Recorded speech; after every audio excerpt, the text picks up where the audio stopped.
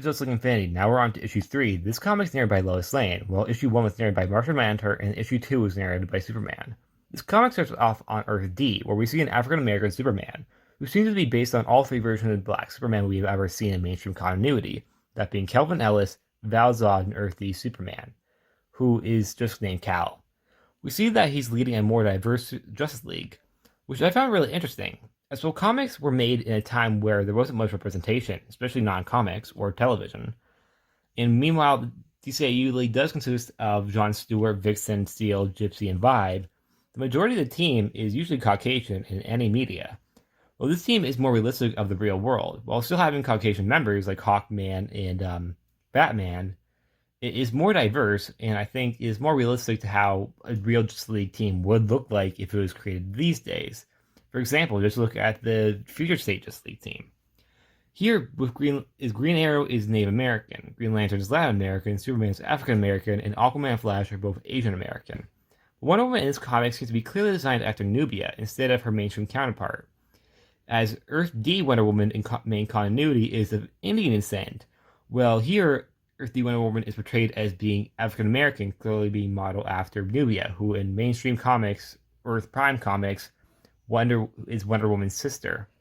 Also, the personal color, I wanted to say that I really appreciate seeing a more diverse Justice League. Same thing with the Future State comics. Well, at times I do think that representation can be handled poorly, such as Marvel now, where they are attempting to just check boxes and it comes across as tokenism. Here, in my opinion, despite the fact that they have a very brief appearance, it comes off genuine in that these characters are actual characters. And even though a lot of time people get angry going like, woke, stop pushing the agenda and all that crap, in my opinion, you're just idiots and need to remember that not everyone in the world is a white straight man. Anyways, carrying on, Earthy Superman here is called Cal, and when a void appears above them, Cal sees this as something he needs to handle on his own, since he's afraid for his team's safety. As he sees his team as family. We also learn that Cal is married to Nubia, well, Nubia's look-alike, but she clearly is modeled after Nubia, and they don't give her a name, so I'm just going to call her Nubia. So he flies into the void on his own without either Nubia or his teammates. Back to Earth 1, they're on the Watchtower, and the Justice League is panicking because all over the world people are disappearing, and other people are appearing, similar to how Overman did. We then see that Lois Lane is now in the Watchtower, along with Batman and Hawkgirl questioning Overman, but despite him being a pig, he doesn't actually know anything.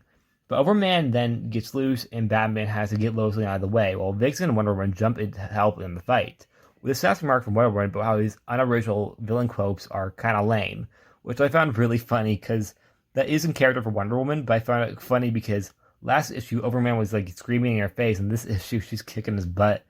Vixen holds Overman off until John's able to create a green energy field around him, trapping him in it. Martian Manhunter then blackmails Overman into behaving, telling him if he doesn't, he will invade his mind again, which prompts Overman to burst out in tears and agrees that he will stay contained.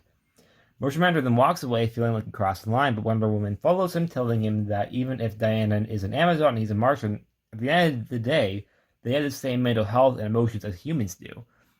I found this really interesting, because usually discussions talks about Superman, but here is no Wonder Woman and Martian Manhunter feeling like they are more than human. But at the end of the day, even if they are more than human, they have the exact same feelings as any human does. We also can see that Lois is breaking over how Superman is just gone. We then cut to Superman on Earth X. He was surprised by the fact that the good guys are a female Metallo, a clayish-looking Doomsday, and General Zod. Zod is the leader and explains how they're the freedom fighters. Zod wants to help Superman and in exchange wants Superman to help them, to which he agrees. Doomsday and Metallo aren't positive if they trust him or not, but are convinced by Zod to give him a chance. They give Superman the tour of their base of the survivors, where we also learn that Doomsday is actually Emil Hamilton, while the female Metallo is actually Natasha Irons. The void then pops up and Cal appears, where he has no idea what's happening. Doomsday and Metallo are convinced he's a clone, which I found weird because Nazis are racist, so I think them coming to that conclusion doesn't make much sense, since Cal is African American. Cal easily just beats Doomsday and Metallo when they attack him, but when the two Supermen lock eyes, they can tell each other are friends, not foes. We then cut back to the Watchtower to the Justice League, who are putting Overman back into his cell. But mid-sentence, Wonder Woman just vanishes, which this time prompts Batman to freak out. We also can see that Diana was swapped out with a pile of skeletons, meaning wherever she was sent was dangerous. We then cut to a ship made by Adam and Mr. Terrific, who can seemingly travel to the multiverse.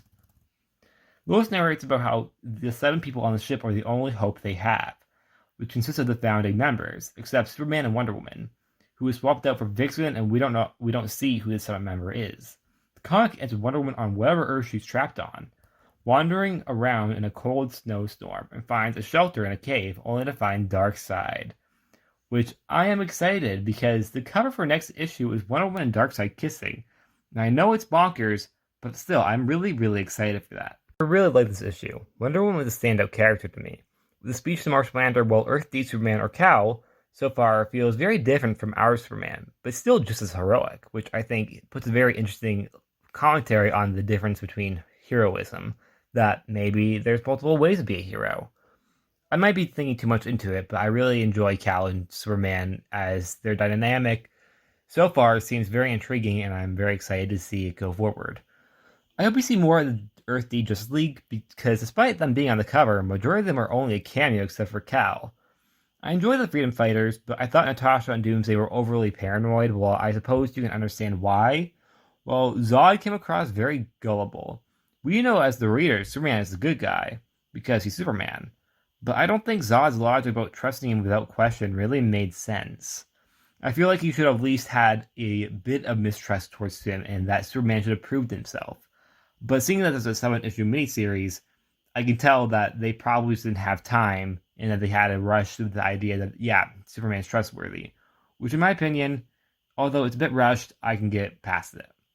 So overall, I really like this issue, and what do you think? I personally think it's good. I've seen a lot of love for this comic, and I understand why, because it really is good. But there's also a lot of hate for it too. That specifically is with this issue's cover with a more diverse Justice League team, as a lot of people are saying it's quote-unquote woke. But this is a multiverse, and that these characters have existed since the 80s. Therefore, I'm going to say, what the absolute hell are you talking about? Have you ever read a comic? Nubia is an existing character. Well, technically not portrayed similar to how her character is actually in the comics.